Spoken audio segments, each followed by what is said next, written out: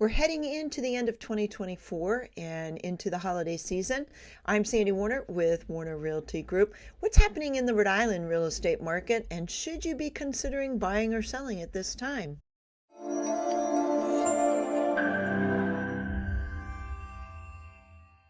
Today, we're going to take a deep dive into the 2024 Rhode Island real estate market and talk about what the latest trends mean for buyers, sellers, and investors. Whether you're planning to make a move or you're just curious about the market, stay tuned. What's happening in the market right now? Let's start with an overview. Rhode Island's real estate market has remained very resilient, even with the national trend of rising mortgage rates. Inventory remains tight. It's the same story we've heard for a long time now, especially for single-family homes, and we're still seeing competitive offers in popular areas like Newport, Middletown, Providence, and other popular markets. For buyers, interest rates have impacted affordability, still hovering right around 7%, but there is good news. Many sellers are now offering incentives like covering closing costs or buying down points.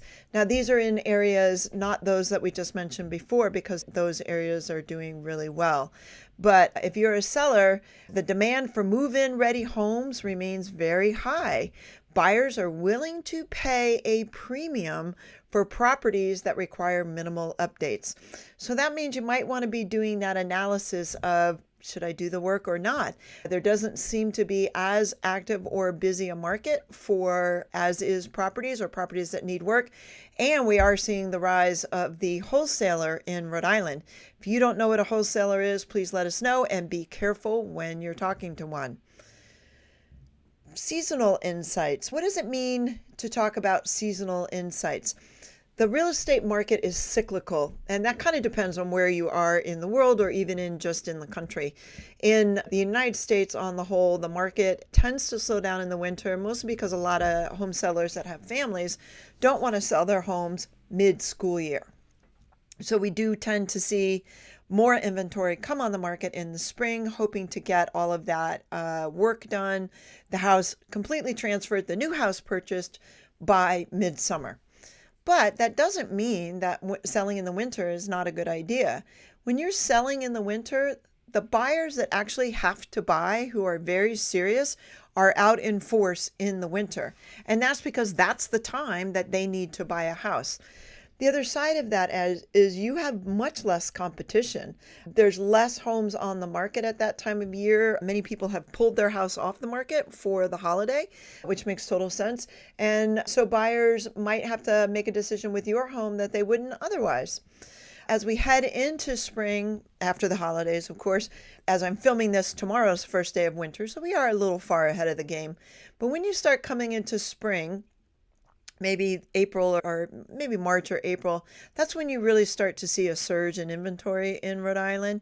If you're thinking about selling, now's the time to prepare your home. If you're looking at the spring market, get your unsexy tasks out of the way, get that bathroom updated, add that laundry room, do some of that work, particularly where over the winter where contractors don't want to work outside, they want to work inside. So here's my advice for buyers and sellers right now. For buyers, get yourself pre-approved early. I know that's uncomfortable for a lot of people because you feel like it's tying you into something and maybe you're not really sure that you're ready to buy yet, but you want to start looking at homes. The reason you want to get pre-approved is because you need to know what you can afford before you start looking at homes. It's tempting to go and look at houses and then figure out later, oh, I want to stretch as far as I can to get this one house. And really that just sets you up for disappointment. It wastes your time. It wastes the seller's time. So make sure you're getting pre-approved early. Also, consider looking at condos or multifamily homes if a single family home is out of your budget.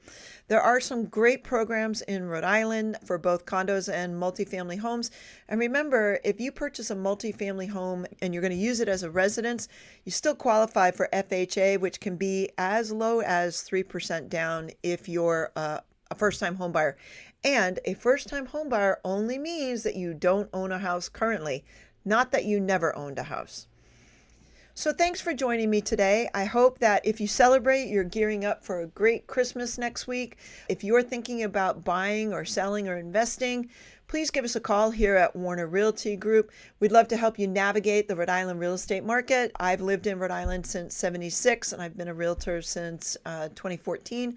I'm also an attorney. We have a lot of experience to bring to the table, and we want to put that behind you and help you make great decisions.